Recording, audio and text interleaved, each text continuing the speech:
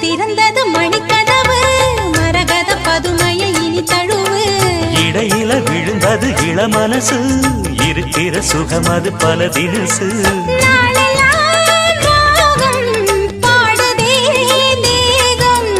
வாழ்வெல்லாம் யோகம்